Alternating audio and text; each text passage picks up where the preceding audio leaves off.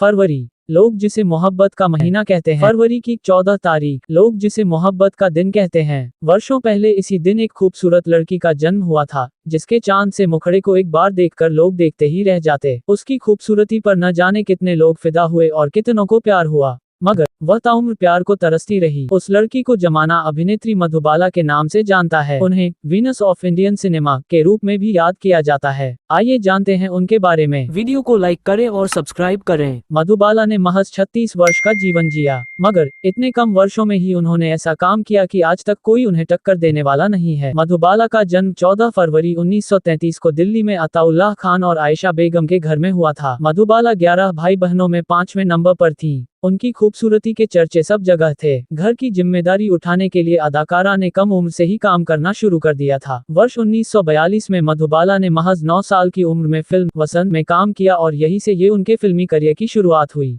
इस फिल्म के लिए उन्हें सिर्फ 150 रुपये सैलरी मिली थी। 9 साल की उम्र में उन्हें बेबी मुमताज नाम दिया गया। मुमताज का वास्तविक नाम मुमताज जहां देहलवी था। उस जमाने की फेमस अदाकारा देविका रानी ने मुमताज को अपना नाम बदलकर मधुबाला रखने की सलाह दी थी। मधुबाला ने फिल्म नीलकमल से बतौर लीड अभिनेत्री डेब्यू किया। मधुबाला ने फागुन, हावड़ा ब्रिज, काला पानी और चलती का नाम गाड़ी जैसी फिल्मों में अपनी अदाकारी का लोहा मनवाया। वहीं कालजयी फिल्म मुगल आजम में उनका किरदार अमर हो गया। मधुबाला का फिल्मी करियर जितना सफल रहा था, उतनी ही परेशानियां उन्हें अपनी निजी जिंदगी में झेलनी पड़ी थी। उनकी जिंदगी में इतने दर्द थे कि उन्हें द ब्यूटी विद ट्रेजेडी का तमगा दिया गया। इसके अलावा मधुबाला की बेपनाह सुंदरता की वजह से उन्हें वीनस ऑफ इंडियन सिनेमा के नाम से भी जाना गया। मधुबाला हिंदी सिनेमा की एकमात्र ऐसी अभिनेत्री थी जिनकी खूबसूरती की तुलना हॉलीवुड की खूबसूरत अभिनेत्री मर्लिन मोनरो से की जाती है। मधुबाला के दिल में एक छेद था और इसका पता उन्हें 1950 के दशक के मध्य में फिल्म मुगल आजम की शूटिंग के दौरान लग गया था। लेकिन अपने बड़े परिवार की जिम्मेदारियों के तले दबे होने के कारण और अपने करियर की बुलंदी पर होने की वजह से मधुबाला ने इस गंभीर बीमारी को गंभीरता से नहीं लिया।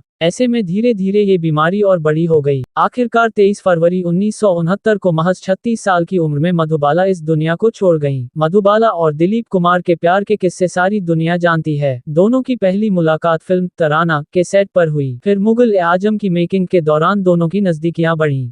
फिल्म में अनारकली और सलीम के किरदार में दोनों डूब गए। इस फिल्म की शूटिंग करीब 9 साल तक चली थी। फिल्म की शूटिंग के साथ शुरू हुआ इनके प्यार का रिश्ता फिल्म खत्म होते होते टूट गया और एक बुरे मोड़ पर आकर खत्म हुआ। कहा जाता है कि मधुबाला अपने इस ब्रेकअप से बुरी तरह टूट गईं। ब्रेकअप का दर्द ऊपर से दिल के मर्ज ने उन्हें बुरी तरह तोड़कर रख दिया। दिलीप कुमार से राहें जुदा होने के बाद मधुबाला की नजदीकियां किशोर कुमार से बढ़ीं। किशोर कुमार अभिनेत्री को बेहद प्यार करते थे। मधुबाला की बीमारी के बारे में जानने के बाद भी वे उनसे शादी करने को तैयार हो गए। किशोर ने मधुबाला के इलाज में कोई कसर नहीं छोड़ी। जब देश में इलाज नहीं हुआ तो विदेश भी गए, लेकिन किस्मत को कुछ और मंजूर था। मधुबाला की सेहत और बिगड़ती गई। कहा जाता है कि मधुबाला की हालत ज्यादा बिगड़ी तो उन्होंने अभिनेत्री को उनके पिता के घर छोड़ दिया, क्योंकि वे उन्हें इस हालत में नहीं देख पाते थे। मधुबाला किशोर कुमार के साथ वक्त बिताना चाहती थी, लेकिन किशोर कई हफ्तों तक उनसे मिलने नहीं आते। किशोर से दूरी मधुबाला को और बीमार कर गई।